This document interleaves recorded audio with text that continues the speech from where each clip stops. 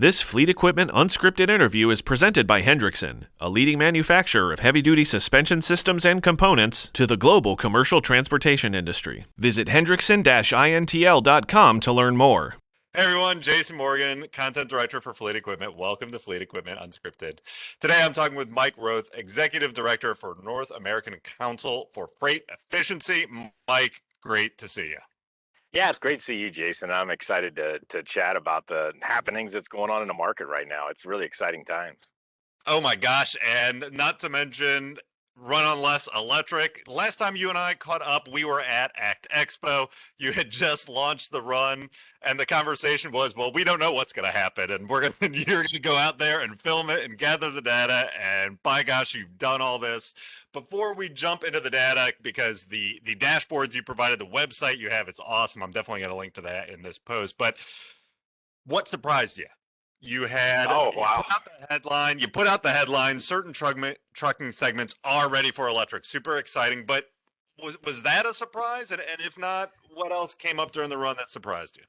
Yeah, great. Yeah, you asking the tough question right off the bat, Jason. Yeah. I think how excited the fleets are for electric trucks.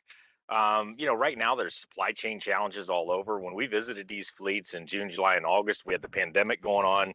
We had, the markets open up. We interviewed one fleet, Anheuser-Busch, the day after California reopened.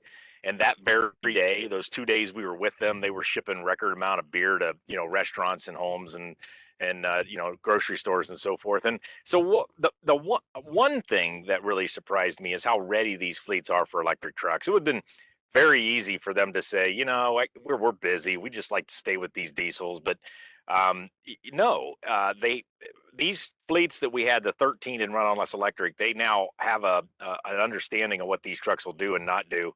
And for the most part, they're ready for them. The drivers love them. Drivers really love them, Jason. I mean, we hear that in passenger cars, but it's so true. And the operations see an easier truck to maintain and operate. Yes, you got to put charging in, and you got the challenge of making sure the truck's charged up in the morning. But there are a lot of aspects below the surface that are really pro-electric. And then maybe on the other side of the coin, we had 3 heavy-duty tractors that were in the run, Class 8 tractors, and those 3, just the state of the electric trucks today, they were not performing the full day's duty cycle of a diesel, and the fleets know that. They have range in the 200 to 250 mile a day, or a charge range if they're really careful with the truck. And so there's the other big finding is that there are work that needs to be done on range, weight, and cost.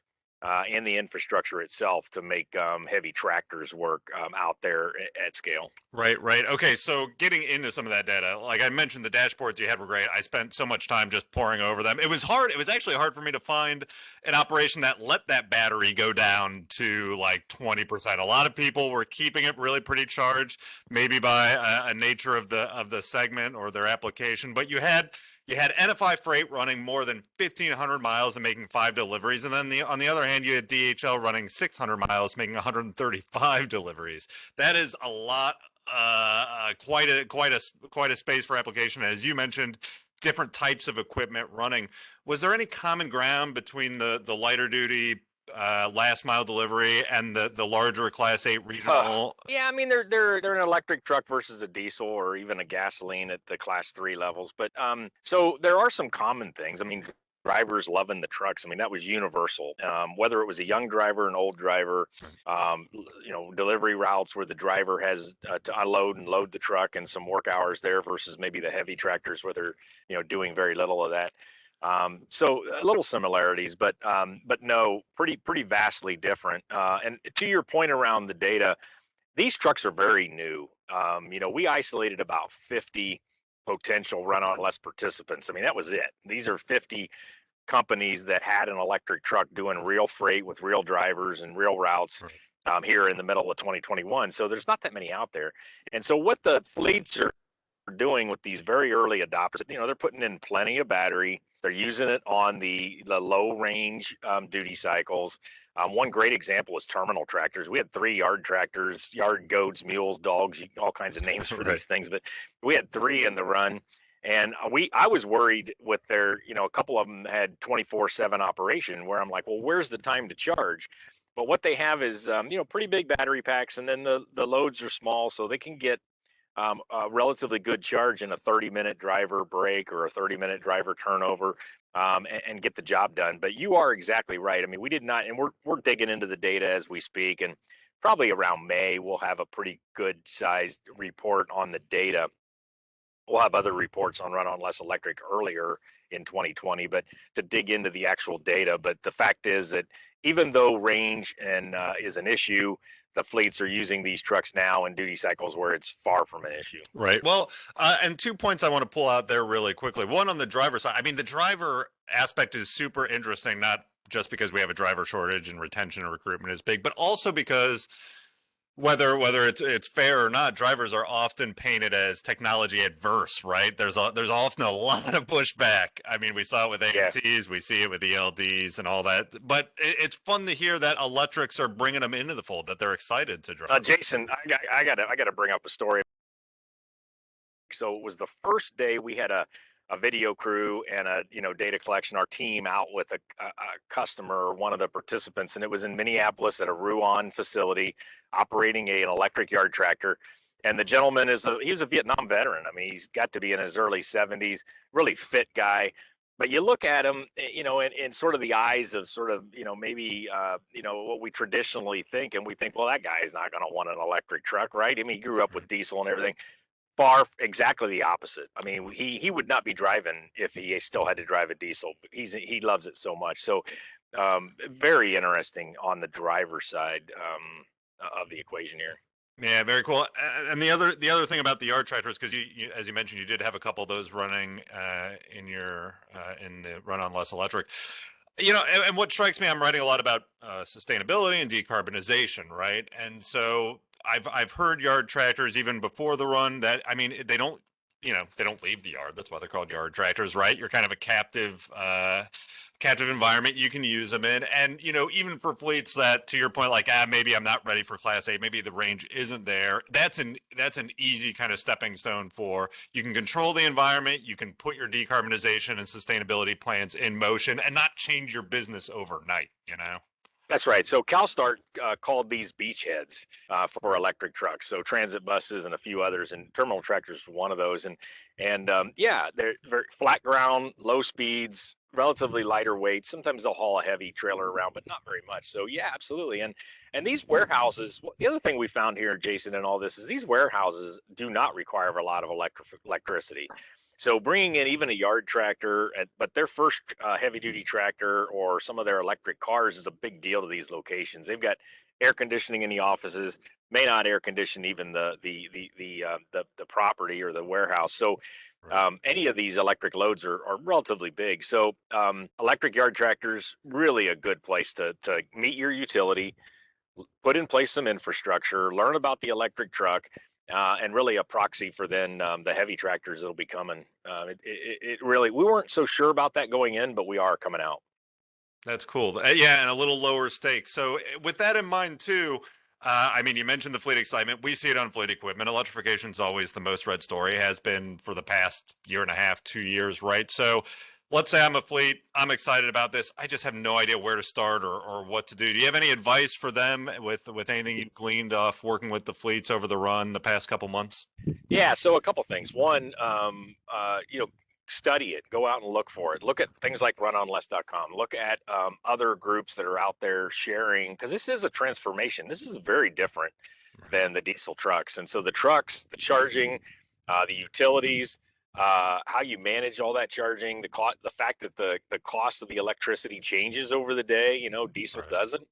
All those things are a big challenge. So start with who out there that you trust that you can talk to, and then get with your truck OEM pretty quickly. I mean, they've recognized that this is a big deal, and one where they put together some consulting. They've partnered with some EVSE suppliers and some other things. But also know that it's going to take some time, and go into it with some confidence that the electric truck works in your duty cycle and application. I mean, we get asked all the time, what's the first thing I should do? Maybe that's the question you just asked. What's the first thing I should do around electric trucks? and that is to understand how your diesel trucks are operating today. How far do they go? How often do they come back to base? You really need to understand all of those, and then you can then have discussions with whoever about the appropriateness of these electric trucks. They work really well where they work really well, and where they're not ready. Our advice would be to keep studying, keep working with the truck builder, but don't go too fast if you're not if they're not ready for it. Yeah, for sure. Measure twice, cut once, I think is the saying, right? And there's a lot of measuring still yet to do as this change happens, for sure. There are a lot of what we call difficult to monetize benefits to electric trucks. For the fleets. Sometimes when I say that, Jason, people say, well, the clean air and the this and the that, but the fleet shouldn't have to burden that whole, bear that whole burden. But there are a lot of benefits. We talked about drivers, we talked about maintenance. A couple of the locations park and store their trucks inside, and so or load their trucks inside. Today, those warehouses or their centers have exhaust systems, and they got to deal with exhaust in the building. I mean, in a time down the road when that's 100% electric, they can get rid of all that stuff. And so there are a lot of benefits here that we at NACFE we're trying to better understand and share. But they're out there, and so that's a reason not often talked about, but a really good one for fleets to consider as they think about the future. Yeah, the service one is interesting to me too, because I get it in theory. There are less service demands, but the applications are hard. The road is not very forgiving. It'll be interesting to see. I know I've talked to fleets. They're talking about maybe 6, 8, 10-year turn cycles with potentially with electric trucks. So exciting to see how that comes together and hear more about your reports as they roll out. I'm sure once your big data report comes out, I'll be hounding you to talk again. And I really appreciate you taking the time. I mean, the work you're doing is excellent. I'll link to all the Run on Less Electric info for people to go peruse through. It's definitely worth the time.